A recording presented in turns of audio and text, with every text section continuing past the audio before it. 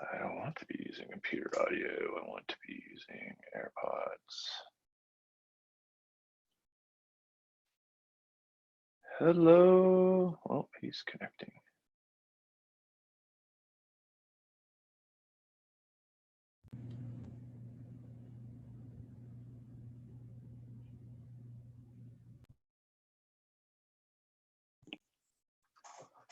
All right.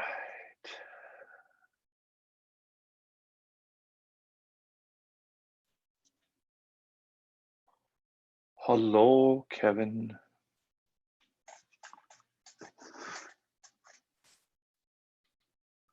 Hi, Brenda. Hello. One of Nice my to meet first, nice to meet you. One of my first questions is, can you please pronounce your last name? Berkelar. Berkelar. Okay, that's what I thought. Doesn't mean I won't mangle it, but I will do my best. Most people mangle it, especially in Texas. Apparently, all the vowels just freak people out. So it's just, my name is like the pause, Brenda Pause. That's my name. But it's phonetic. Even for most English speakers, it's actually phonetic. It's the double A freaks them out. Yeah. Ooh, I like Ben Bay's picture. Now, are you in the office? Or just your office at home? This is my office at home. That's very professional looking. It's actually like our formal dining room, but we have never used it as such. It was our playroom for the first, 15 years, and then now, yeah, we moved a desk down here. My wife's an elementary school teacher, and my son teaches lifeguarding, so every room in the house is now an office for. I can imagine. Ben, how are you? Yes, I'm good. Hi. How y'all doing? Can you hear me Well, okay? You're somewhere north. Yeah, we can hear you good. You're You're somewhere... right. I'm a little north and I'm a lot west. I'm out in New Mexico in the mountains, in Ruidoso, New Mexico, in the Sacramento Mountains. Wow. So I'm outside. There's a helicopter going over. That doesn't usually happen. So. What's the outdoor temperature? What's that? What's the outdoor it's temperature? Chilly. It's chilly, y'all. It's chilly. In the mornings, I had to wrap up in a blanket to drink coffee. Now I'm super jealous. Yeah, it's really nice. There are no mosquitoes, and it does get hot, but I guess because of the dryness and the altitude, like as soon as a cloud goes over the sun, it gets immediately way cooler and the sweat just evaporates. So pretty nice. Yeah. So, but you are from the South somewhere because you have a genuine drawl with the y'all. Do I? Yes, I am from Texas. Okay. I'm from all over Texas, but yeah, I've been in Austin since 1988, and I went to high school there and everything. So, yes, Austin High. That's a rare adult to find in Austin. Right? Technically, you're not in Austin. Yeah. Okay, so the audio sounds good and all of that? Yep. Yeah, sounds good. Okay, I'm gonna go right back. I'm gonna be right back. I'm gonna go to the bathroom, okay? Yeah, no worries. Yeah, leave those headphones.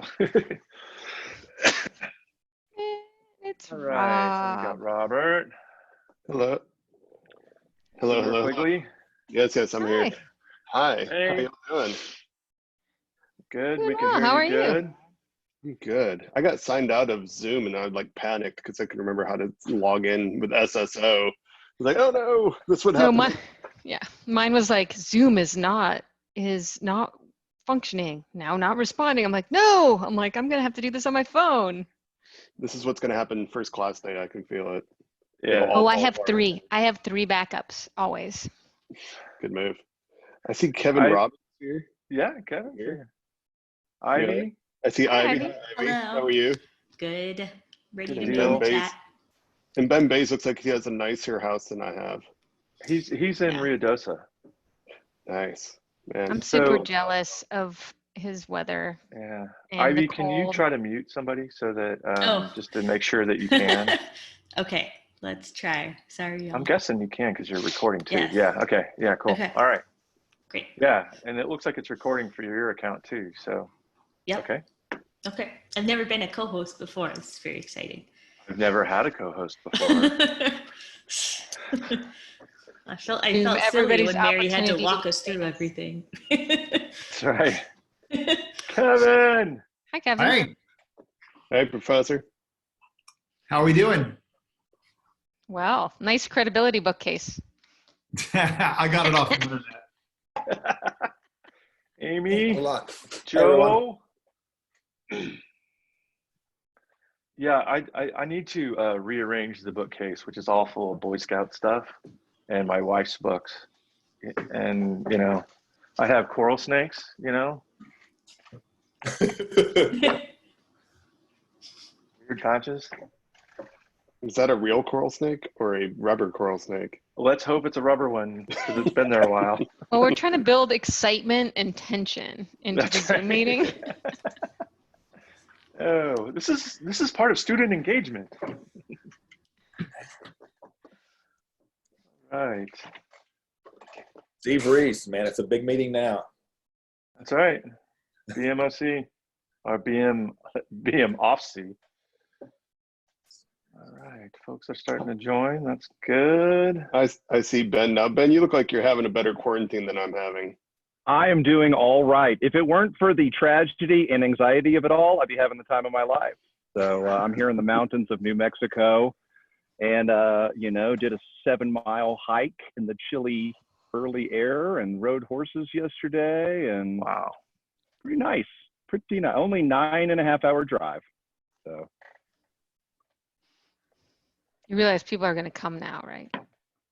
Yeah, You're going to figure out where you are. that's right. Just Yeah. drive there. too late. Hi, Professor Dawson. How you doing over there? You're muted, but there we go. I'm doing great. How are you? Good. Excellent. Good. It's good to see you. Amanda, hi. How are you? I'm good. I'm good. Thanks for hosting us. Oh, you bet. You bet. We will give it. Well, it's only 12:55, so we're going to give it a good little while here. Yeah. We can chat about our, you know, COVID wins if there are any. Hey, I submitted a 45-page article last night, 3 minutes before it was due to the editor. That's a win. Hey, What you was made that, deadline. taxes, Amy? I said, was that your taxes? It was not my taxes. I do my taxes as soon as I get my documents. Oh, how That's do you the do lawyer that? in me. I have never completed my taxes before the day they were due, ever in my whole life. I've always filed them on the day they were due because I'm lazy. Tax law was actually my highest grade in law school. I have no idea how. Oh, guess what? Can't Now do you get to math to review save my my taxes. life. Yes, everybody's like, and We'll all get you to do our taxes. You don't want that. I pay someone to do mine. Do Once you? in college, I traded cleaning somebody's kitchen in exchange for doing my taxes. He did them wrong, and his kitchen was a mess. Oh. So it In was not a college. good deal. in college, I got the head accountant to do my taxes one year of the university because I found this loophole that he'd never seen because I was a resident of neither country at the time of taxes. So I'm like, it looks like I don't have to pay in either country given this set of circumstances. And he was so fascinated, he did all my taxes. And it was a loophole. It was pretty cool. It's a win. That's since been closed, at least in the U.S. tax law. Yeah, it did. It has since closed because this year I did multiple states and multiple country taxes because I was between Canada and the U.S. And so English taxes in English now are like, yay.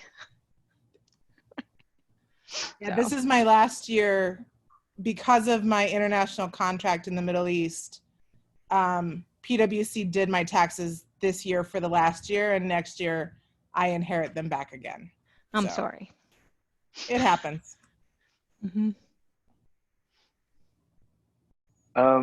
So for panelists, my aim here is to give each of you, 3 to 10 minutes to talk about whatever you want to talk about. You've gotten a link to the questions that were submitted in advance. As we talk, or as y'all talk, participants, and I'll redo all this here in a minute. Participants can put in the chat if they have other additional questions or if something comes up and spurs a question. Ivy's going to collect those and collate them for us. And then once everyone's talked,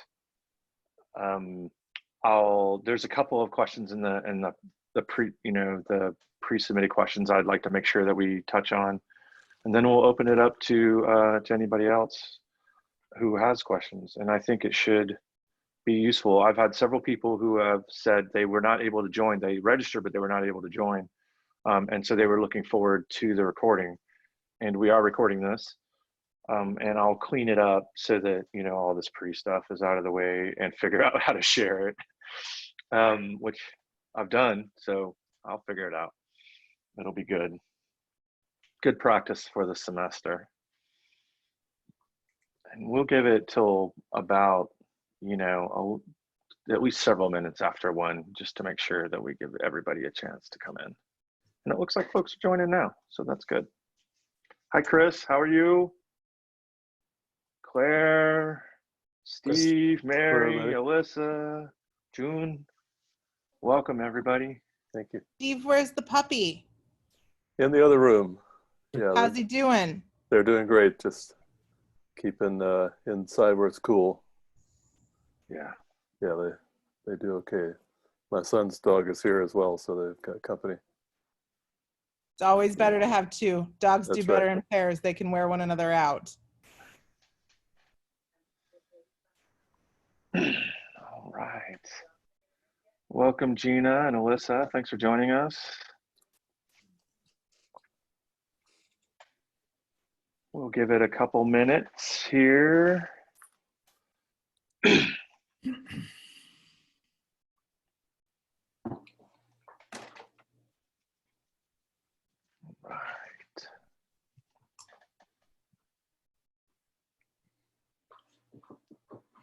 All right.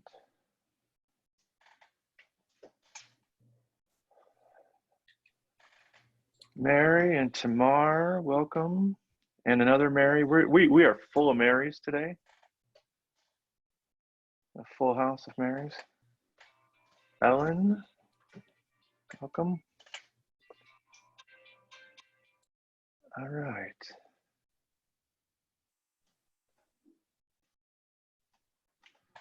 Professor Dolby's joining us. Very good. All right, it's 1 minute after. I'm still going to give it a couple minutes for latecomers. Thank you, everyone, for joining us on this first of 3 or 4 panels, and we'll see what else comes along as we do these, and what kind of questions people have. This is a panel on architecting online courses. And our hope is to give you some ideas that you can, bring back to your own classrooms. As people join on, I'm going to pause again, and we'll give it probably till about 4 or 5 after. I'm coming to you from my home office in my dining room, where I have a window right in front of me. So I have like the most light ever. I cannot get the glare, for those self-conscious of their Zoom camera, mine is blinding, even with the shade shut. All right. Rosemary, Wei Bing, welcome. Joanna.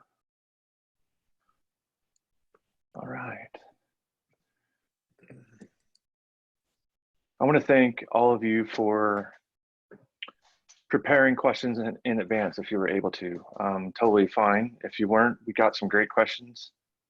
And I think it'll be super helpful that we have that to work from as well. And we have a great set of panelists. So I'm hoping that you'll find this useful. I'm going to give it about another minute for folks to join in, and then we'll get going.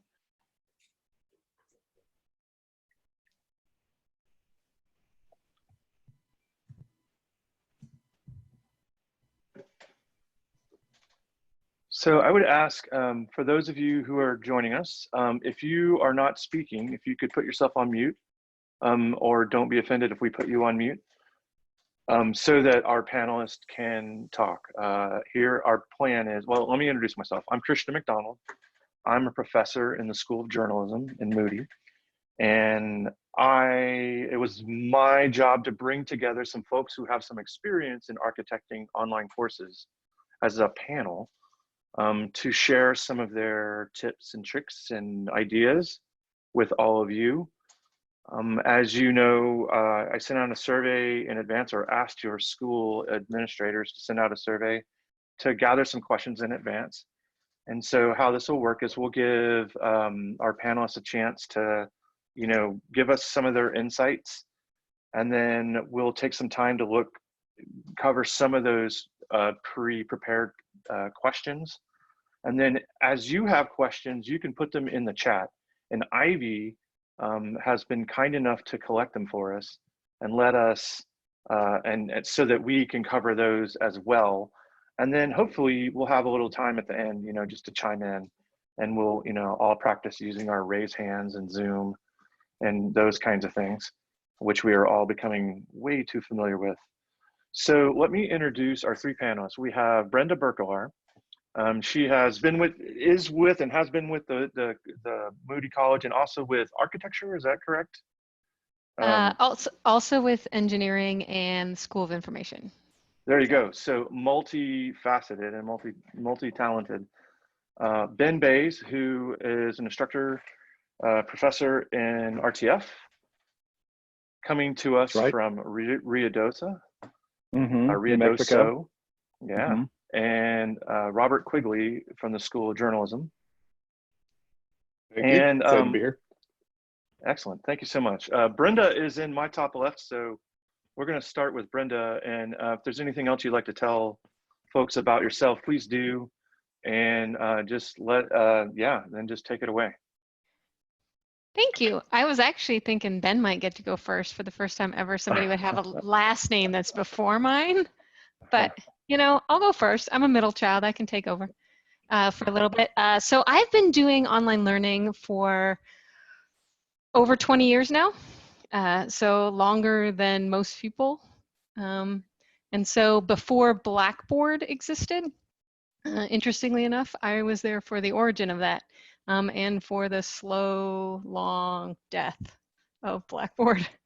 It's still functioning at schools, but some things that I've learned along the way are things that I want to highlight. But my primary philosophy with online learning, where I come from, is the idea that teaching is teaching, right? Teaching is teaching and learning is learning.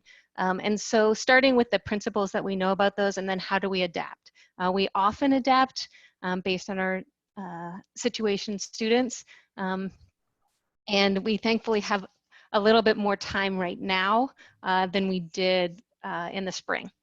But Christian asked us two questions. So just kind of quickly, what makes an online course successful? And I would start with students and structure and sustainable. So we often think about teaching as teaching the content, but really teaching is about the relationship, right? It starts with that interaction. And one of the things that we struggle with online is having that interaction with students.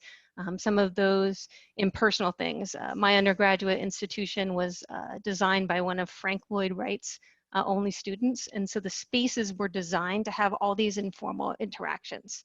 So thinking about from your students' perspective and thinking about what they would experience and what they're going through. And many of you are doing that already. But one of the things about thinking through that perspective that I find really practical is create, don't just use the Canvas built-in student account, create your own student account, set up a Gmail account if you have a discussion or whatever, and so that you get every email that they get. And then imagine multiplying that by 5. And so you might also ask if your colleagues will share their emails, because then you can see it. Try it on a phone, try it on If you have an old crappy computer at home, try it on that. So you can see what they're seeing, because the Canvas tool, I do actually use the student tool, gives me most of it, but not a lot. And so one of the practical things I do right there is set up that for the students. I reframe expectations very quickly. Most students don't have a lot of experience with online learning, more now, but they often think that it's necessarily poor quality. But in part that's because they haven't had a lot of experience. Whereas with face-to-face, you've had so many classes that they've had some that are horrible and some that are great, and it kind of averages out.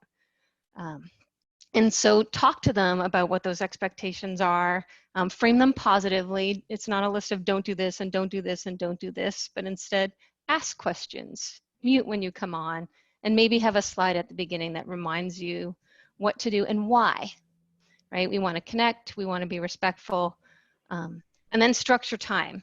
The anytime, anywhere part of online learning, right, kind of takes over. It's not sustainable for us, it's not sustainable for our students. So create a rhythm in terms of time. Have stuff due always. I usually have it once a week. I have it on Tuesday. Every Tuesday I have like major assignments due, and if there's not a major assignment, it's a milestone. So I create a rhythm because we don't have space. The reason I pick Tuesday, I never pick a Monday and a Friday. Because I respond to emails within 2 business days, I create an email system for that as well, which makes it sustainable. Then I can ask any last minute questions on Monday, right before it's due, as opposed to them feeling stressed over the weekend. And the students have responded really well. It's sustainable for me, and it's responsive for them. And then I also structure my communications. I refer to militantly every assignment in the same way. It's reflection number 1. If I call it reflection number 1, it's always reflection number 1, right? I don't shorten it to the essay. If the title is essay about technical communication, anytime I write, anytime I talk, it's the essay about technical communication. The way I think about it is you're not writing a Russian novel. If you've read Anna Karenina, there's a thing in the front, right? The guide that says like this person's name and then there are 27 other names. Don't do that to your students.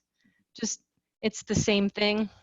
And then as part of that rhythm, I have a summary email on Friday that I also post online. That's just a duplicate, it's a template. And those rhythms are what help make it sustainable for my students and sustainable for me, because most of us are doing caregiving, managing other things, trying to do stuff online. And so those are kind of the starting points for me. Starting with the students in mind, create a structure, and then make in ways that makes it sustainable. And built in that structure is priorities, but I'm sure somebody else is going to talk about that. Ben's to like my left on my screen. So I feel like I'm handing over, but I might be just okay, I'll sending take it to it. someone Wait, else. what am I? Like this.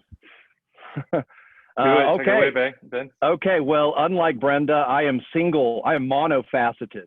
I only have one facet. No, I teach in RTF. I teach in the production area, and I teach in animation, CGI, game development, those sorts of things that already exist in this huge ecosystem online. And a lot of sort of my own personal background in learning these things was simply knowing where these resources are, and then as of course as an instructor sort of curating them. And I know that that's not about what the questions, I'll go back to the questions here a little bit, but I just want to give you a little bit of introduction because you know, the work that I give, the assignments, what students need to do in my class is a mixture of creative and technical. You know, they're making cartoons, they're making video games, things like that. So looking at the 2 questions, I mean, I really feel like they do go hand in hand. What makes an online course successful for students? And then how do we ensure students master those course materials? You know, I saw a quote the other day from Maya Angelou, and I'm sure you've seen it. Success is liking yourself, liking what you do, and liking how you do it. And I think that these are 3 things that I just sort of intuitively sort of gravitate towards when constructing an online course.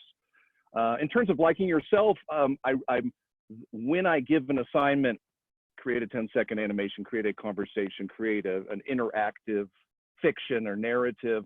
I really am quite vague about what the content is going to be. I can create a rubric, and I feel like that's important in terms of the structure and defining my expectations. And also I think it really helps students.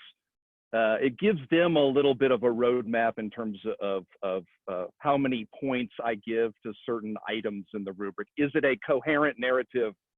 Gets maybe 5 points. And is it 1920 by 1080? Gets 1 point. So you can imagine sort of how the sort of technical versus the creative is balanced in a particular sort of assignment like that.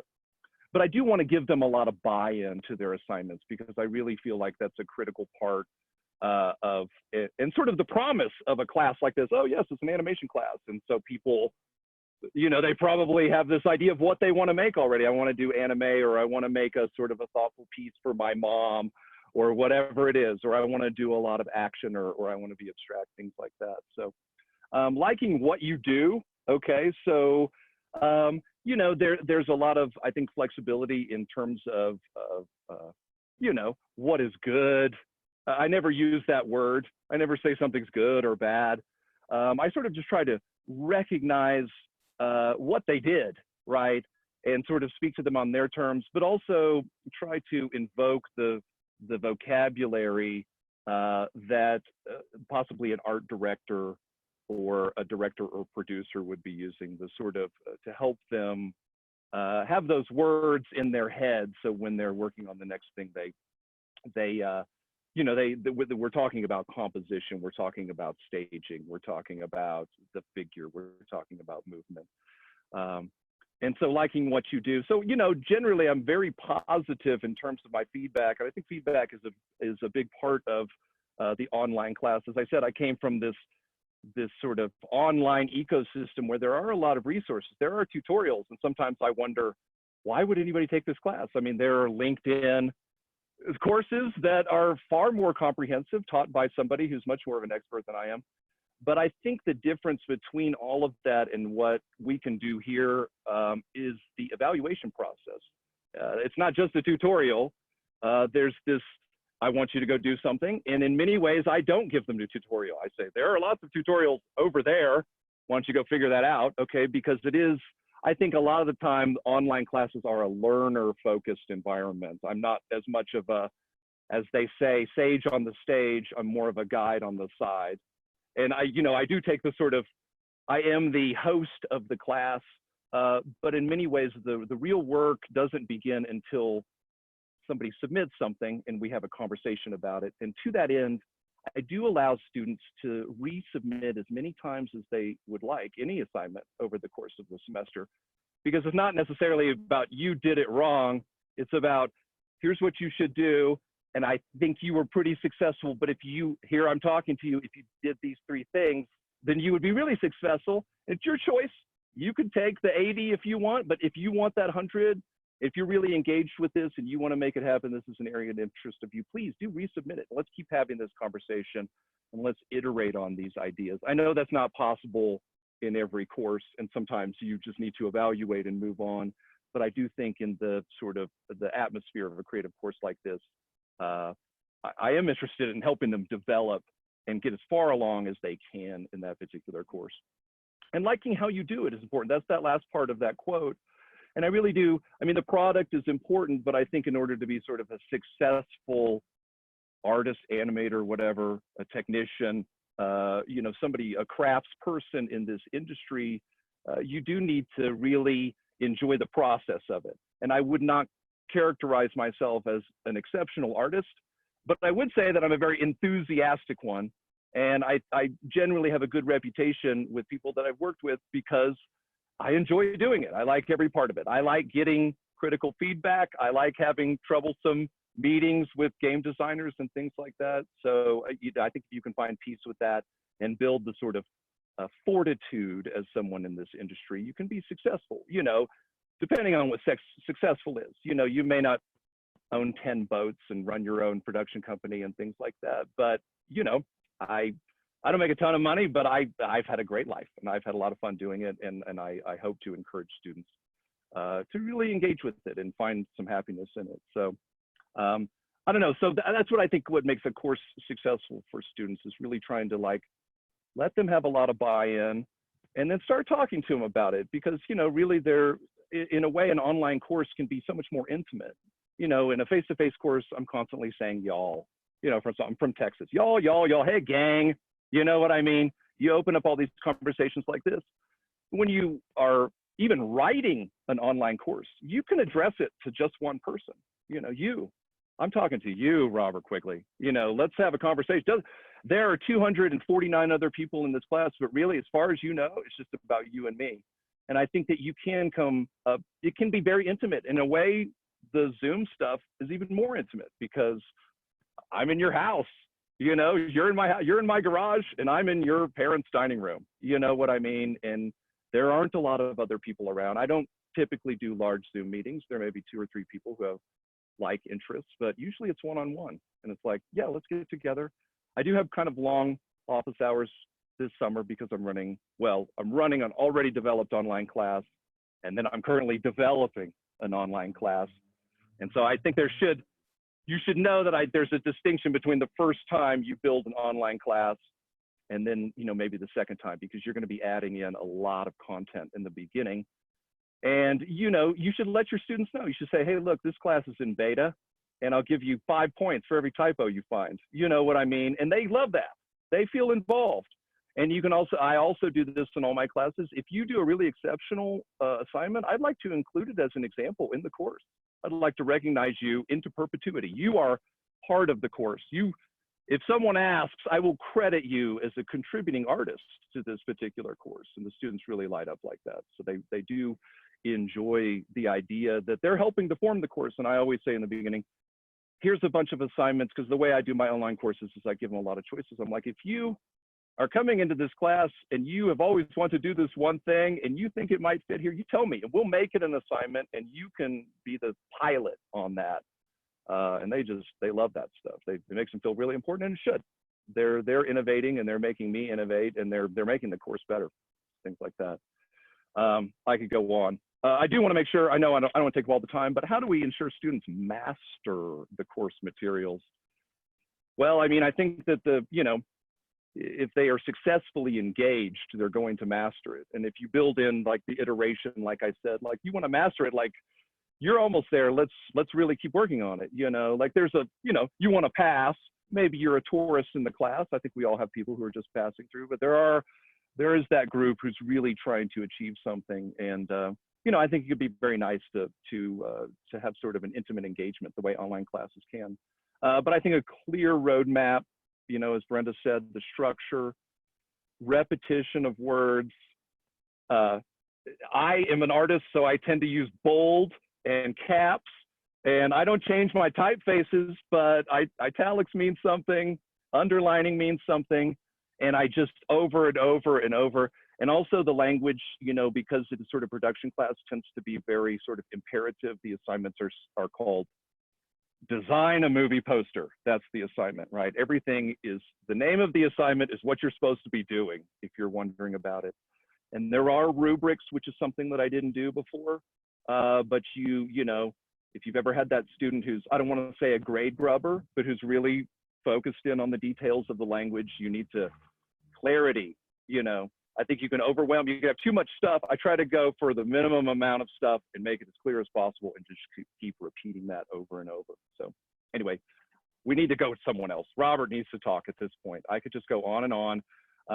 But yeah, there are my initial thoughts. So go ahead.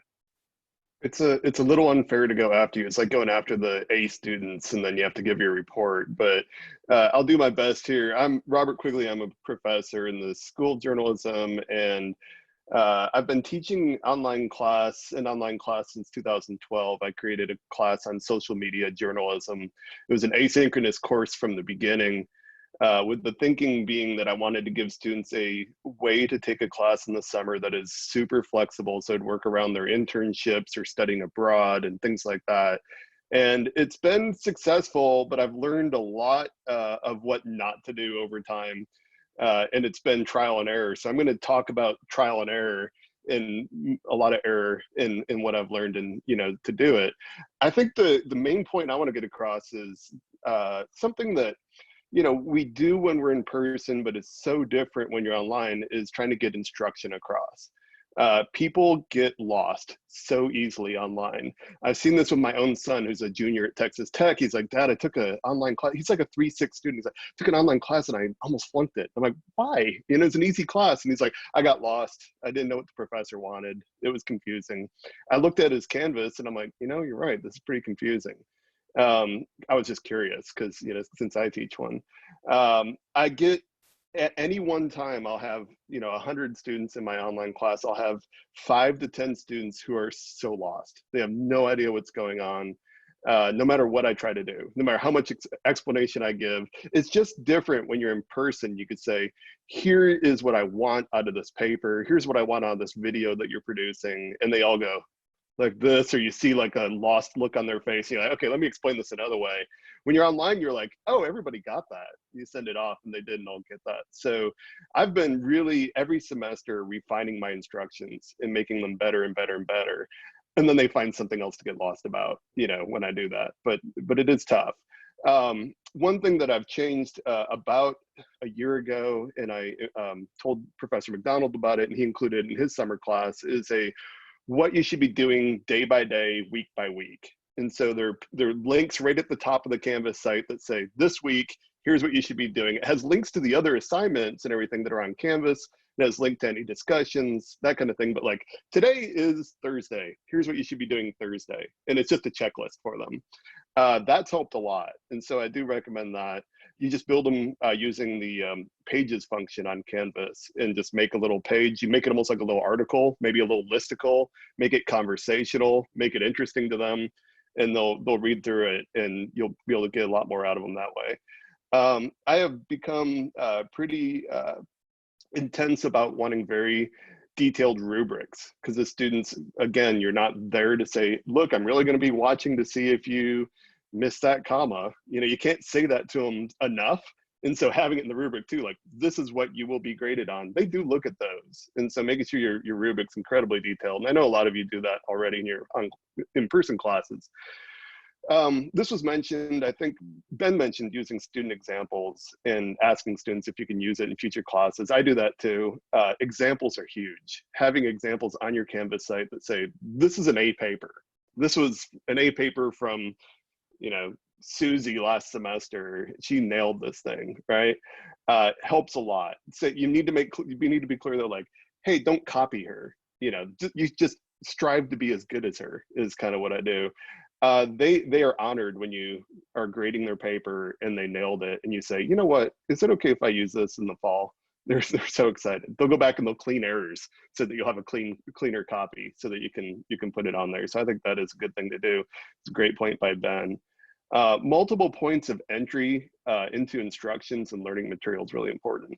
So not just here's the assignment, but like, here's the assignment. Oh, and if you happen to click on this link over here, here's the assignment. And if you click on the syllabus link, it has the assignment. It needs to be in multiple places so that no matter, because I've learned this as a journalist, when you're creating something, you assume people consume it the way you meant them to consume it. They'll consume it some other way.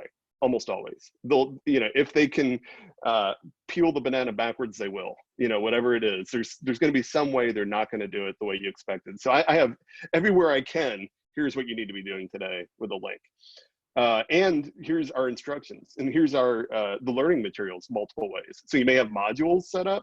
Well, on the syllabus page, I also have a very structured thing to do. Everywhere I can. On the Facebook group, I might share it there because I have a Facebook group for the class. And in an announcement that I send out, I may have it a different way there, even though it's on Canvas and you're like, oh, they'll find it. Maybe not. Far more communication in an online class with my students on a daily basis than in person. I am constantly sending them announcements. I try to save it to things that are like, you really need to know this, but I do communicate more. I'm getting more questions from students via email during an online course than I am in person. Something to be aware of. You have to manage your time so you're not always on email or always answering questions, but having a way for them to ask you questions is really important. have your TA or somebody, if you don't have a TA, look over everything before you launch your class for the semester, because as we were saying here, you could pay the students in points to find errors, but it's better if you can catch those errors before they come out, because sometimes it's like game-breaking errors, like something that basically makes an assignment worthless or something because you just messed something up. And so have somebody look it all over for you.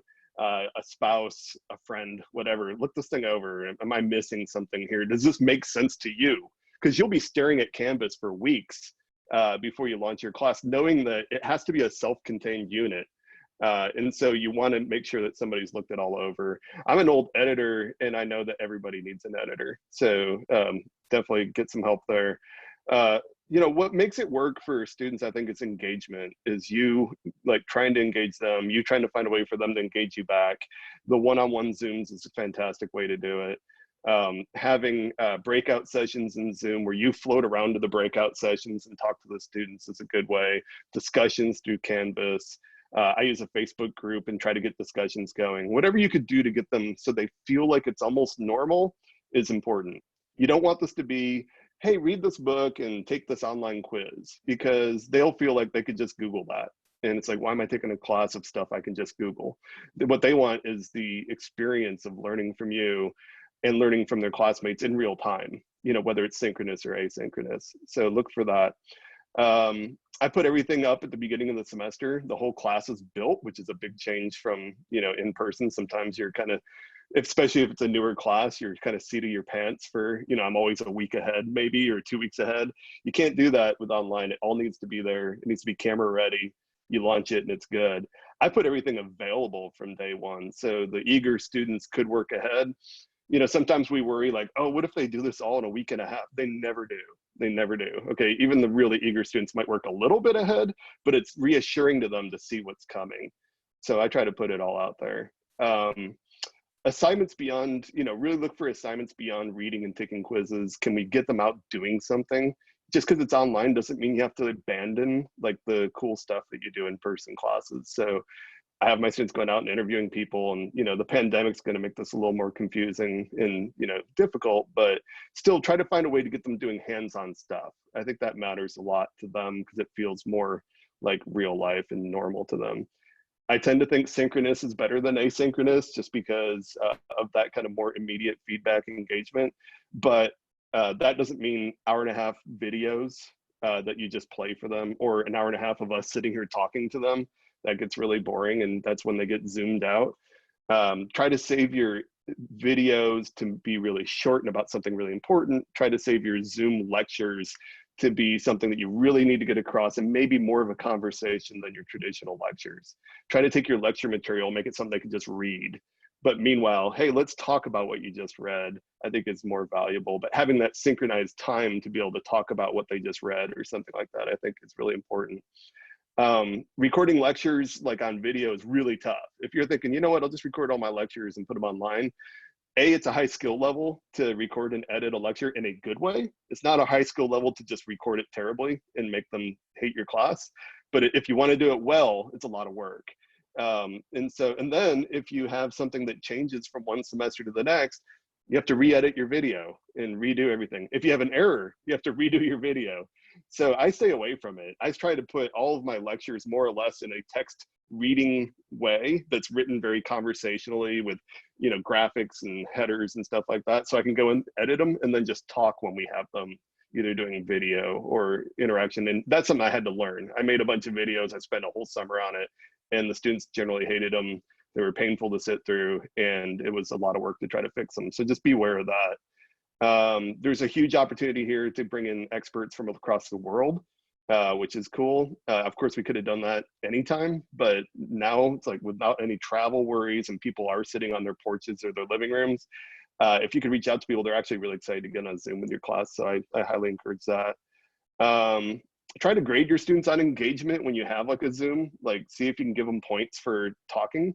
You don't have to have them turn their cameras on because they're nervous about privacy, but a chat, can they type something in the chat and we give them a point for saying something, right? Because otherwise they might just sit there you'll look at a bunch of empty black boxes and you're talking to, you know, to the void, and that's not good for anybody. So look for a way to get some engagement there. And I know I'm going on. I'll save some of the other ones, but the last one I wanted to really get across was don't reinvent the wheel. Don't make a bunch of how-to videos on how to edit video or how to create audio. It's out there. In fact, you know, LinkedIn Learning's great, and you can assign things and link directly to what you want them to do, and it's free to them, and you can quiz them over it if you want or whatever. But I know some professors that I've been talking to created like how to do Photoshop, and then, you know, the new version of Photoshop comes out next year, and I'm like, why did you do that? People are getting paid to do how-to videos, so you don't want to do that. So that's my top things I want to talk about. I'll pass it on. Hey, thank you, all three of you, for your insights here. I'd like to bring up a couple of questions.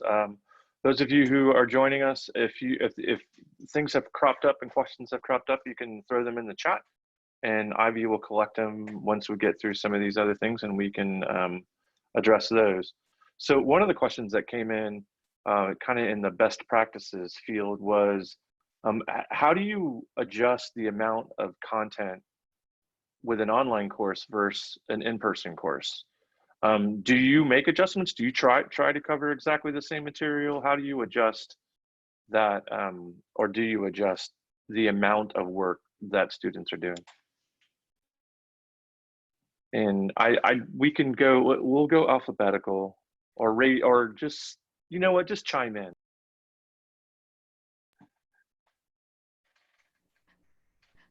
You want to go, Robert? I guess. Yeah, I do tend to try to keep the same amount of objectives in the class. It may be fewer assignments for summer just because it's so fast, and you know, I don't want to overload them and overload the TAs. But I think that this is definitely a trial and error thing too. But don't be afraid to cut out an assignment if you realize your pacing was bad. So if you're, you know, 4 weeks into your semester in the fall, and you're realizing that things are taking longer for your students to make progress on stuff, it's probably you. It's probably your instruction, or, you know, what you are trying to ask from them. And so then I might say, you know what, that fourth video we're going to cut. You only have to do 3 videos now. So I try to make adjustments on the fly. I would say I still try to make it a similar amount of work though, as far as, you know, what they accomplish in the semester. I'll go. Well, my classes are very asynchronous, and I think the reason that I did that is most of them are introductory. The online class that I did, so there wasn't a lot of sort of collaboration, and so there weren't people waiting for work, and so it was easy to do it asynchronously. It's like, okay, here it is. There are 15 weeks in the semester, and you know, just in the interest of clarity, let's do 15 assignments, and you try to weigh them, you know, so that it's possible for a student to complete those. One of the things that I do enjoy is as I've taught courses in the past, a visual effects course I've taught for many years.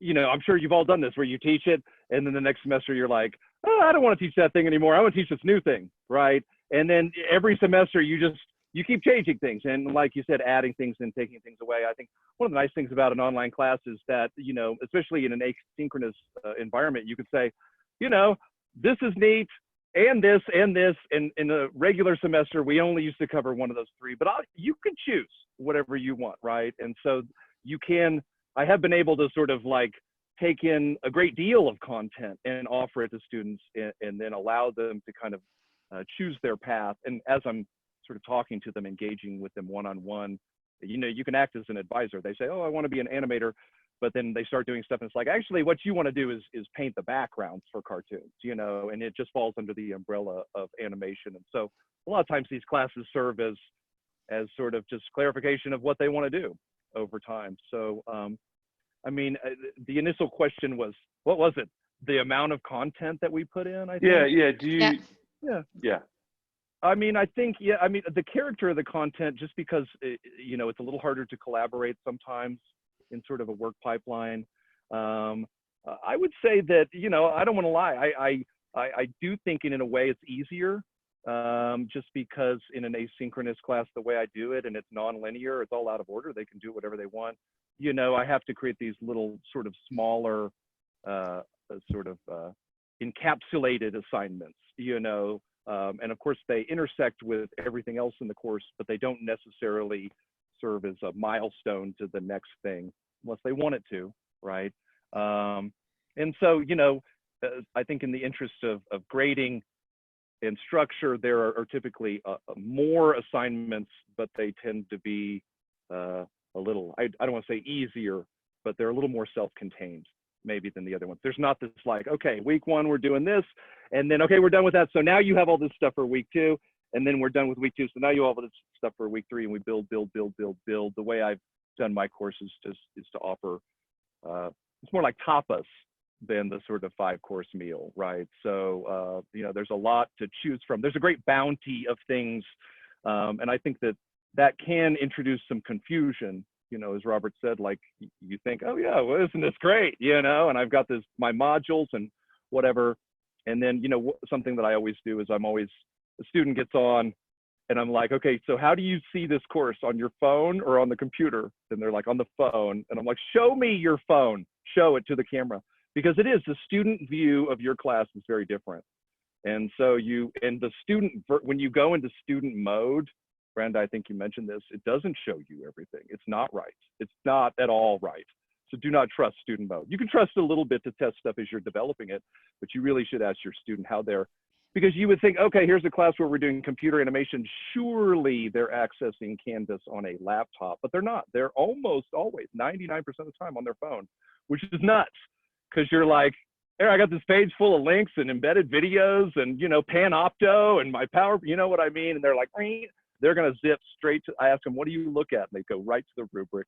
You know what I mean? They skip all of that stuff. So in a way, you know, I have to keep it sort of obvious, not easy, but really obvious. And so that makes me sort of prune some of the things out that I used to do. But maybe I'm not being brave enough about my online courses. You know what I mean? I can imagine, I tend to teach introductory ones, but I imagine sort of a more involved, advanced one.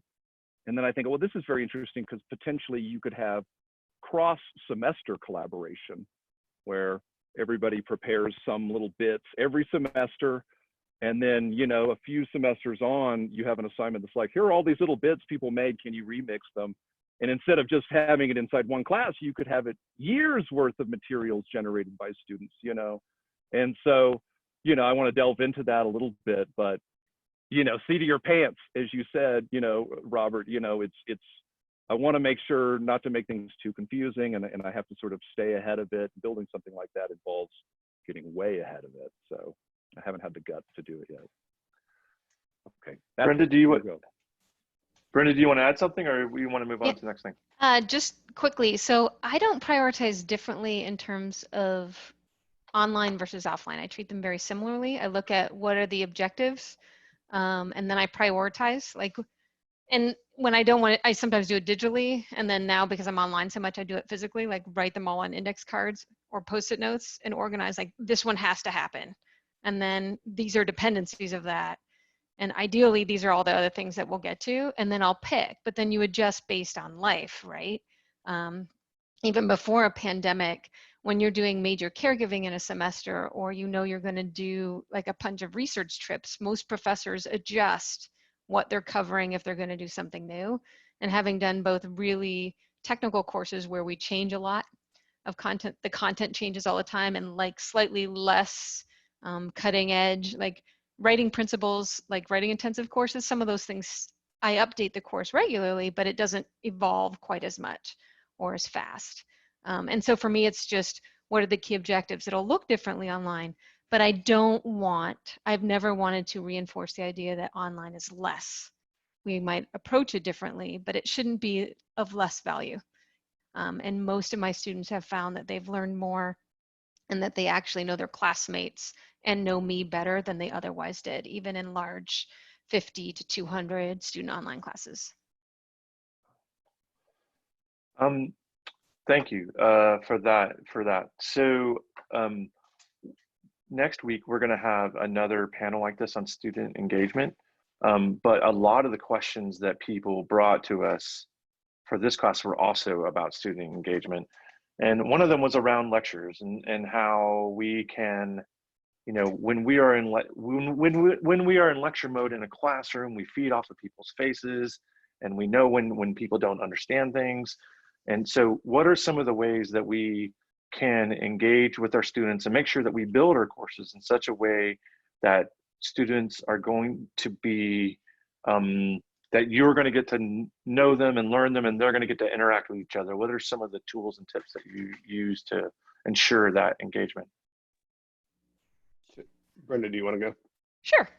So some of them, a lot of it is stuff we use offline but don't think about intentionally, right? The informal interactions where you run into students in the hallway or after class or before class. So show up online a little bit earlier. If you're doing it synchronously, I don't tend to do a lot of online lectures, but use their names. I use a lot of, surprisingly, I study work and careers and technology, so I do also teach like career writing, but I use a lot of emoticons and exclamation marks, which my TAs find amusing because I'm not that expressive generally in person, and they're like, "You're super bubbly online." But the reactions tend to be bimodal online. Either students feel really engaged or not at all engaged. But being very clearly structured, using their names, interacting in predictable ways. So it doesn't have to be always with email. Like you don't want to be on 24/7, because if it's not sustainable for you, you will burn out and you won't have that engagement. One thing that I do is I create an online community. I actually use a tool called Piazza that I plug into Canvas, because it has a button where if a student answers another student question, I can just press yes with a little star, so I can go through it relatively fast. But at the very beginning of the semester, I encourage them all to participate and actually reinforce that. Especially in communication classes, it's easy to make that argument, but here's why it's relevant for you, right? Informal communication is really important. And so whether you ask or answer questions or add more, that's valuable, because in class, somebody will ask a question and you'll overhear them, and then that's a reminder to you. If the only way we interact is email, I'm writing the same email multiple times and you don't all get the benefit. And so so I set this up, I explain to them what it is, and then the first probably 3 or 4 weeks of the semester, if somebody asks me, I respond with, "That's a great question. Could you post it in the discussion forum?" And I'll respond there. And I always respond to those questions first. I reinforce it like I'm obsessive compulsive. But by about week 4, they're all helping each other. So then they know the course better, they feel connected, they know each other. I have a whole section where they like help each other out with career stuff. If I have multiple sections of the same course, I put them all in together. So I have one discussion forum to manage.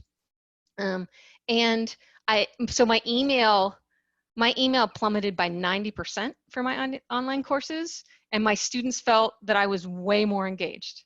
So it was less work, more engagement. And so for me, that's like the sweet spot.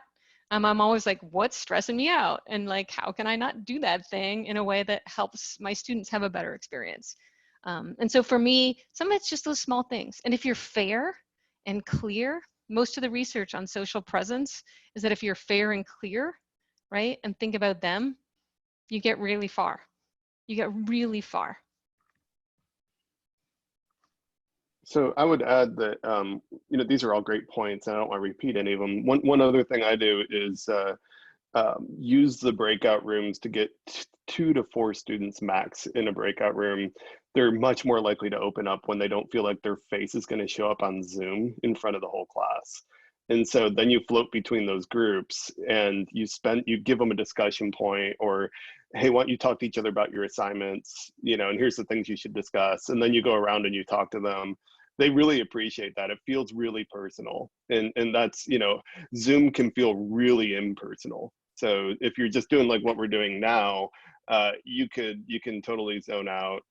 If there's 100 in there, they're definitely going to zone out, or a lot of them are, and they're going to be scared to say anything or to even put something in the chat, because it's like, oh no, he's going to read my message and I'll look dumb or something. And it's the same problem we have with in person when there's a big lecture and somebody's scared to raise their hand, in the lecture hall. So you just need to realize that some of it's stage fright, as far as trying to get that engagement. I see, I don't know if I should jump over and answer something I saw in the chat, but one of the things I saw was the how do you do your office hours and how do you schedule them? And it really is whatever works for you. I use Calendly, which I can type into here. Calendly. Oops, nope. Yeah, it did work. And that is I also use that. yeah, and it's free for a certain amount, and then after that they have a model where they charge you, but the free works for most instances, for most classes, and the students can go in and they can see what time slots are available. They could sign up. You could have the Zoom link right there in the Calendly. It'll send them a reminder by email saying, don't forget, you're supposed to talk to Professor Quigley today at 10. And so that to me is the way to do, because you don't want to just say, I'll be there from 10 a.m. till 1 p.m. and then you're just sitting there with your headphones on staring at your computer for 3 hours. So, have them sign up for times would be my advice on that.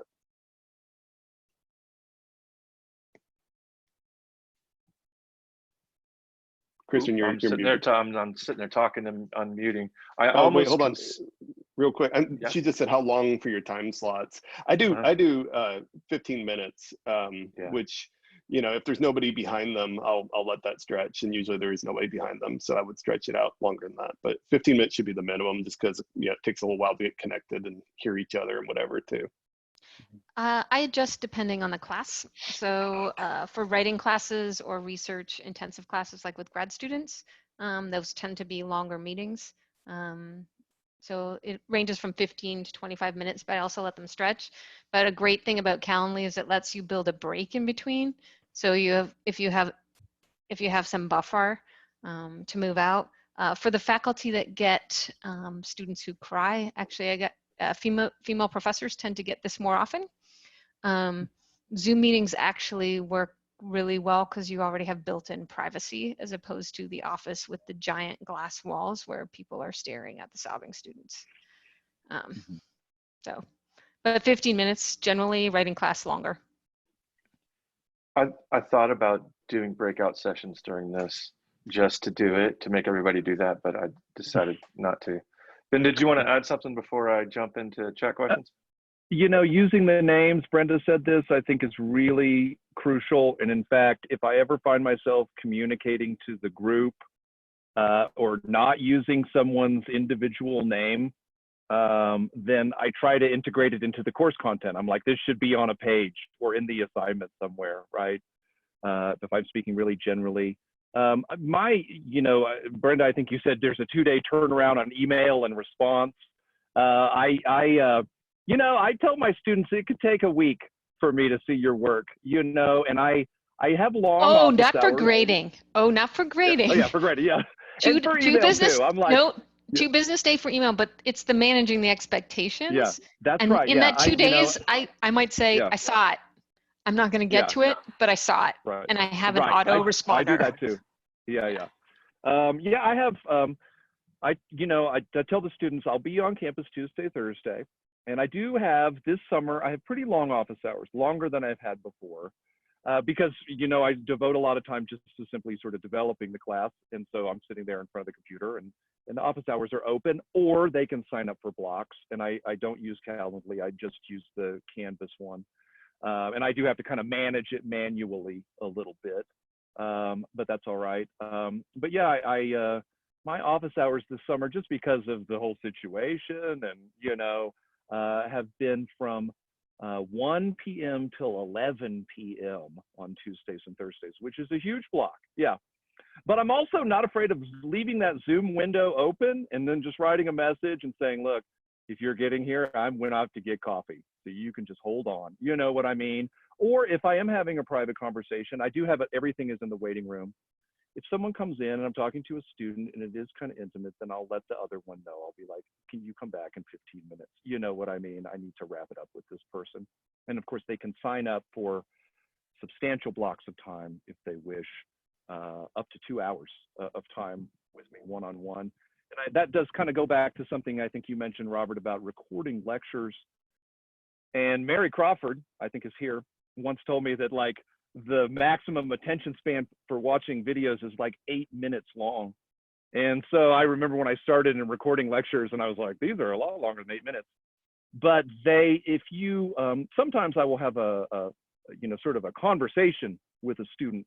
And the conversation is essentially like the lecture. They are asking me about something very specific, and the energy can be really good in a one-on-one Zoom. And so I'll say, look, I'll ask them to sign up, and they're like, tell me about, I want to do animated water splashes. And I'm like, oh, that's a whole topic. Would it be okay if we recorded this? Because my energy is so much better when I'm talking to somebody who's really into it. They really want to know about water splashes, and I've got a whole lecture prepared, and it's like, it's for them. But I ask them if I can record it, and I minimize it, and I tell them. And I also use Panopto. I know there are a lot of different recording options, but Panopto is one, it's easy to just fire and forget. You can just record it, and you can save it and post it. That's it. And then if you want to edit out your ums and ahs very quickly, or get your TA to do it, that's very easy in Panopto, and to integrate PowerPoints and things like that. So you can sort of build a very nice conversational demo. I don't like to call them lectures. I typically call them demonstrations or conversations, and you can record them. And with the students' help, you can sort of build out, I think, a more dynamic sort of version of the lecture. And then, yeah, just I limit my my time available to them, because I mean, you will go crazy. They will email you all the time. And I also have them take a syllabus test, and I forbid them to email me directly. They have to email me through Canvas. And if they email me directly about the class, I'm like, what are you doing? You rewrite this email in Canvas, and I'll check it later, because the email, goes to your phone. And so it's woo, woo, it's always vibrating and stuff like that. Drive you crazy. And then you open it and you're like, well, I should respond, while I'm here. But then you'll always be doing it day and night, because they'll be emailing you in the middle of the night. So you got to be able to turn that stuff off, because they can turn it off. So you should be able to too. And also when you set it up, it's more like a VIP. It's like, hey, Tuesdays, that's my day. Here I am. If you want me, come and get me at this point. Otherwise, I'll be in the mountains of New Mexico, riding horses and having a great time. Anyway, yes. All right. We are approaching our hour here, so I want to get to any questions that came in through chat. Ivy has been kind enough to watch that. So Ivy, can you chime in and tell me what is the burning question of the day for our panelists? Hi, everyone. I'm a graduate student working with Mary Crawford this summer, so I'm attending all of the panels.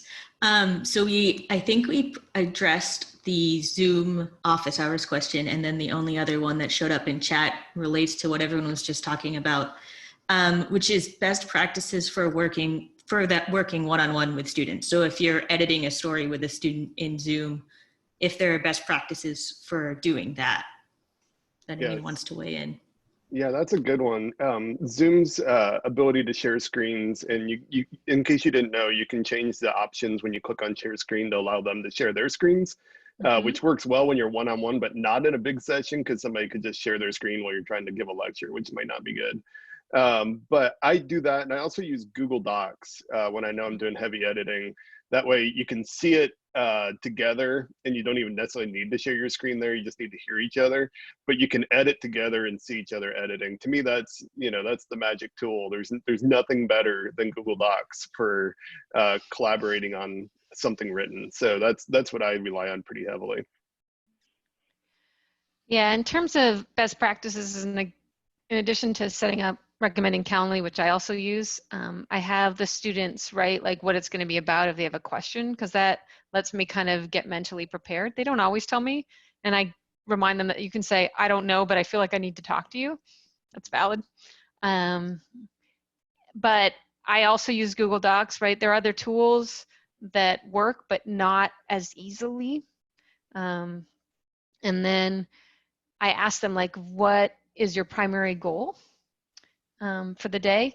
And they won't always tell you your primary goal. And then about 5 minutes before the end, I say, okay, we have about 5 minutes left. And then usually if there's a bigger goal, that's going to come out. It's called, in HealthComm, it's called a doorknob question. It's the thing people ask as they're like going out the door. You'll see them maybe in physical office hours as well. And so kind of asking a setup in advance. And then the other thing is I do this for my online and my offline classes. If they have a grade appeal, I never they have to wait 48 hours till they give the feedback. They write me why they think it is relative to the rubric.